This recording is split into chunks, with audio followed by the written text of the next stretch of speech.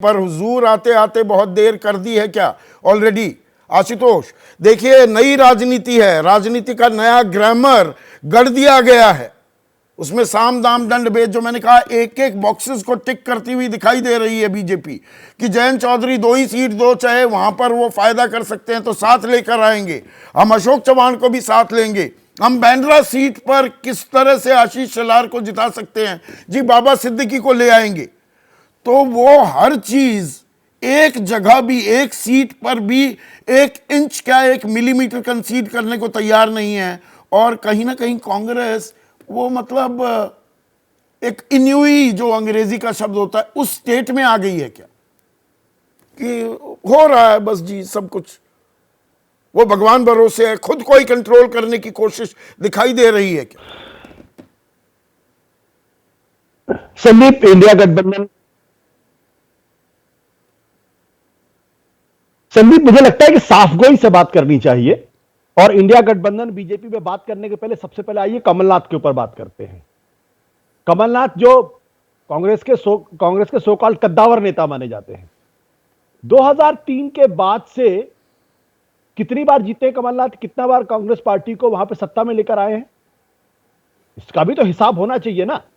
कमलनाथ और दिग्विजय सिंह 2003 से लगातार मध्य प्रदेश के अंदर कांग्रेस की बागडोर अपने हाथ में रखे हुए हैं।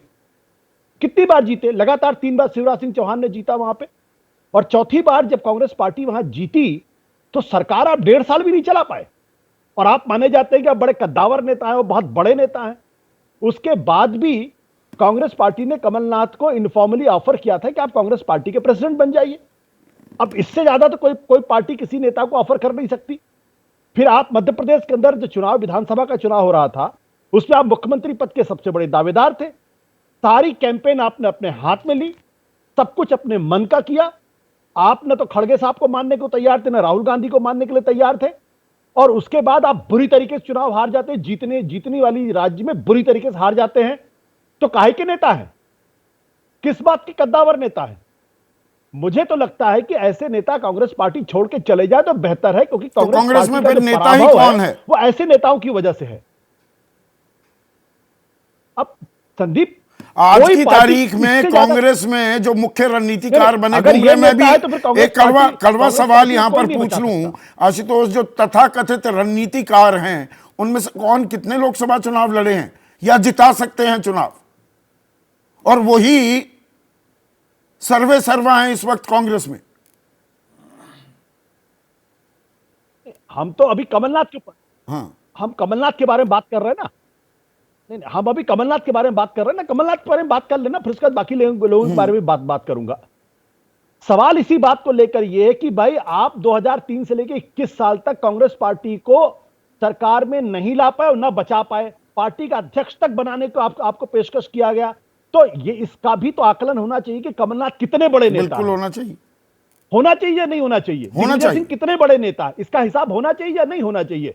क्या वहां पे नई पीढ़ी को मौका मिलना चाहिए या नहीं मौका मिलना चाहिए था। 2023 का विधानसभा का चुनाव, जब सारे ओपिनियन पोल, सारे पॉलिटिकल पंडित ये कह रहे थे कि मध्य प्रदेश के अंदर कांग्रेस पार्टी भारी बहुमत से जीत रही है, उस राज्य के अंदर कमलनाथ दिग्विजय सिंह के होने के बावजूद भी कांग्रेस पार्टी बुरी तरीके से हारी।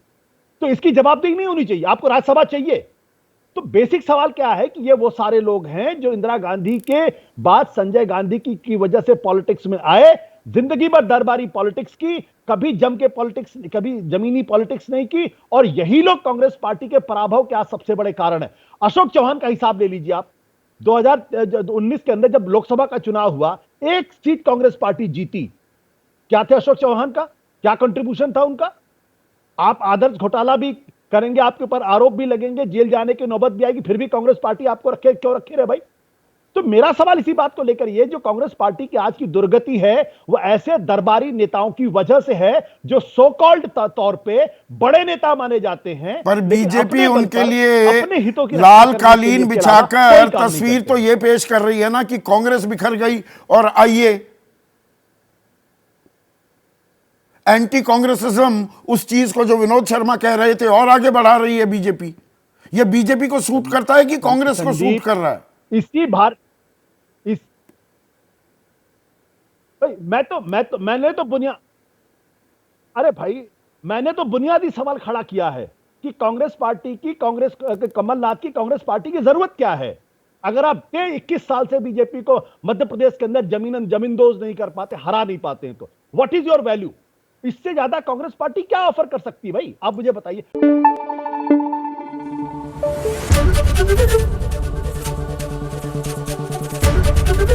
एबीपी न्यूज आपको रखे आगे।